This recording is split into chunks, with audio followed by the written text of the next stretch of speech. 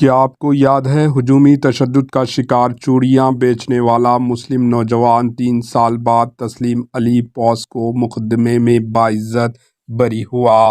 تقریباً 4 سال قبل اگست 2021 میں ریاست مدھیہ پردیش کے اندور کا ایک ویڈیو وائرل ہو گیا تھا جس میں دیکھا گیا کہ چوڑیاں بیچنے والا ایک مسلم نوجوان کو ہجوم کی جانب سے بری طرح مارا پیٹا گیا اور اس پر چوڑیاں بیچنے کے بہانے ہندو لڑکیوں کو جسمانی طور پر ہراساں کرنے کا الزام عائد کیا گیا تھا، جس کے بعد پولیس نے مار پیٹ کرنے والے افراد کے خلاف کارروائی کرنے کے بجائے اتر پردیش کے رہنے والے غریب تسلیم علی کے خلاف پاسکو ایکٹ کے تحت مقدمہ درج کر لیا تھا۔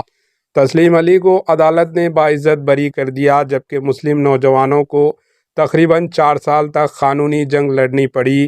3 دسمبر 2024 کو اندور کی ایک عدالت نے تسلیم علی کو تمام الزامات سے بری کر دیا۔ واضح ہے کہ اگست 2021 میں مذہب کی بنیاد پر تسلیم علی کو مابینہ طور پر مار پیٹ کا نشانہ بنایا گیا۔ مسلمان ہونے کی وجہ سے شدت پسندوں نے اس علاقے میں چوڑیاں بیچنے سے منع کیا اور بے بنیاد و غیر غلط الزامات عائد کر کے تسلیم علی کے خلاف پولیس میں شکایت درج کروائی تھی۔ Bureau report AHN news. Ahmed اور شاکیہ احمد اور جن نے ہماری مدد کی، سب وکیل ہمارے ساتھ میں ہیں، میں ان کا شکریہ ادا کرتا ہوں۔ تو یہ آج کورٹ میں ہمیں بھروسہ تھا، بھارت کے سنویدھان میں بھروسہ تھا کہ ہمیں نیائے ملے گا، تو آج ہمیں نیائے ملا ہے۔ میں ان کا، وکیلوں کا، شیخ علیم کا اور امتیاز احمد کا، شیخ علی۔